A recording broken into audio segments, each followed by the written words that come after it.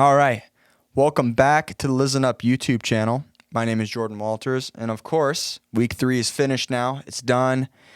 And there's a few teams I want to talk about here. So I'm going to go over the biggest winners and losers from week 3, starting with the biggest losers. Number 1 to me is the Buffalo Bills. Now, by the way, I watched that game and it was an incredible game. They played a great team in the Dolphins. And, the Bills are a good team, but they left so many opportunities on the field. Like, first off, Josh Allen threw for a total of 63 times, which, as good as Josh Allen is, that's a lot for a quarterback. There was just a lot of missed opportunities. Starting with the very end of the game, the 1st and goal on the 2-yard line, they just couldn't punch it in. And that's an issue. That's an issue that, unfortunately, you have to take advantage of those opportunities if you're a really, really good football team. Obviously, at the end there, it led to a punt, and it was a blocked punt on his own player. I think it bounced off the player's butt. So it went out of bounds. It was a safety. And then it's like, the Bills got the ball back, and they ran out of time. They couldn't spike the ball in time. There's miscommunication at the end. And you can't have that as a really good football team. You got to take advantage of those opportunities and win the game. And they didn't. So, they're my number 1 biggest losers. Even though they played a hard team, you got to win those games at the end. You got to take advantage of your opportunities. Number 2, I have the Raiders. And boy, are they in trouble. They are in serious trouble. They fall to 0-3. It's just like the Cardinals last week. They just couldn't finish the game, and this week now they had to play the Titans. It was an 0-2 battle, and they lost. Now, granted, the Titans, they did the same thing that they did last year. Utilize Henry to run the ball, and then off that, pass the ball in the air. Tannehill had a pretty good game. And Derrick Henry had a really good game, really. 85 yards, a touchdown on the ground, and then he had like 58 receiving yards in the air. I mean, he totaled over 130 yards in general, and it looked like the old Derrick Henry was back. It looked like the old Titans were back, and the Raiders just couldn't stop him. They couldn't stop him, and when the Raiders tried to come back at the end, they got the touchdown on a 4th and goal, and then they missed the 2-point opportunity, and it's just been the story of their life this whole season. It's just missed opportunity after missed opportunity, and you have to understand that division. You have the 2-1 Chiefs, you have the 2-1 Broncos, you have the 1-2 Chargers, and being the only 0-3 team in that division, it's going to be a tough comeback for them. So they're my 2nd biggest loser, and my 3rd and final biggest loser would be the Chargers. First off, they could have taken the advantage and taken the opportunity to win a game this week, despite almost everyone else losing besides the Broncos, who only won by 1 point against the Niners. And, man, they have injuries, JC's out, Keenan's out, Corey Linsley's out, Rashawn Slater's out, right? And then, you had, I think, Jalen Guyton's out, right? He's got a torn ACL now, and Herbert's still hurt. And it's like they're falling apart. And even despite those injuries, they shouldn't be getting blown out like that. And there's so many mistakes by the offense, mainly because of the injuries, of course, but because of just bad play calling. I think the quarterback play could have been better. I know he was hurt, but it could have been better. The receiving game could have been better. The receivers could have played a little bit better.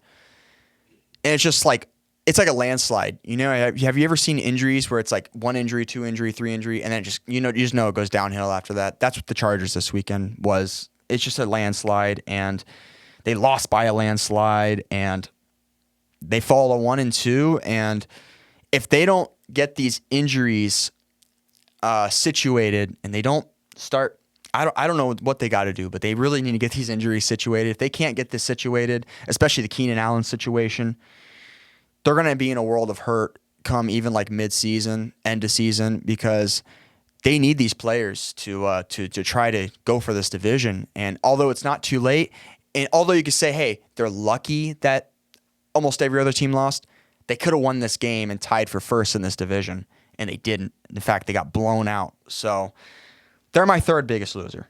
Now I'm going to move on to the winners. Speaking of the Chargers game, how about the Jaguars? They moved to 2-1. And I had said this earlier. Doug Peterson is going to be the key for that team. You have a second-year quarterback in Trevor Lawrence, who, coming out of Clemson was super consistent and didn't really throw a lot of picks. Last year, kind of threw a lot of picks. And then they brought in Doug Peterson, who came from a Super Bowl winning Eagles team, had developed Carson Wentz into an MVP candidate in his second year before he got hurt. And I remember I told my friend before the season started, I said, man, if they got Doug Peterson, Trevor Lawrence would turn around. And sure enough, they got Doug, and Trevor Lawrence is now playing like the college Trevor Lawrence, and it's excellent. They also got Christian Kirk, who's played very well this season, very consistent. And I'm really high on the Jaguars. I think they can make a run for the playoffs, especially in that weak AFC South division, with the Colts finally getting their first win, and the Texans really aren't that good, right? The Titans aren't that good, even though they finally got their first win. So, man, oh man, they look like they might win that division. So that's my first big winner. The second one's the Dolphins. They're 3-0. 3-0. And Tua played absolutely consistent. He played well, He didn't have the game he had last week against the Ravens. But, he played very, very well. And speaking of the Ravens, they've played really hard teams. Back-to-back, the Ravens, right? Great team. Hard to stop Lamar Jackson, who, by the way, I think's the front runner for MVP. And now you got to play the Bills, who, by the way, is considered one of the best teams in the AFC in general, right? So it hasn't been an easy road for them. It has not been an easy road for them, and they've found ways to win. The Dolphins are a dangerous team, and I really thoroughly think the Dolphins might win this division, man. 3-0, and Tyreek's playing very well, and then you got to pair up with Waddle, and you got to deal with those two. And it's hard to deal with those two because Waddle's super fast, and we know Tyreek, cheetah, super, super fast. So the Dolphins are an issue. They're a problem. And, whenever the Bills messed up, the Dolphins took advantage of it. Whenever the Dolphins messed up, the Bills did not take advantage of it, right? So Dolphins, man, they moved to 3-0, and they're going to be a tough, tough, tough team.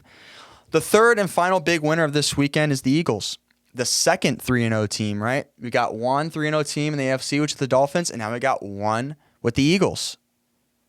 And they look hot. Like, we're talking about hot. Like, first week against the Lions, they dominated until the Lions came back and made it close. They completely dominated the Vikings. And the only reason why they didn't score points in the second half is because they're just running the clock out. Same thing happened with the Commanders this weekend. Scored 24 points in the first half, ran the clock out. They look really good.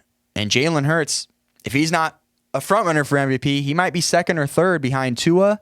He might be second. I'm not sure. But the Eagles look great, and that defense looks even better than the offense, in my opinion. The defense looks phenomenal. In fact, they had a total of 9 sacks this weekend against Carson Wentz. They were out for a vengeance against Carson Wentz, and Carson had issues. Had a lot of issues. Strip sacks, fumbles, sacks in general, and it's like everyone on that D-line got at least a sack, and then you have to deal with A.J. Brown. Devontae had a 169-yard game, had like almost 150 by halftime.